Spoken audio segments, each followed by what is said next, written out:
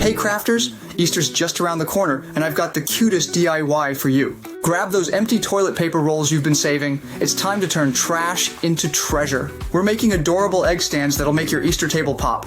All you need is cardboard, paints, glue, scissors, and markers. Ready to see how?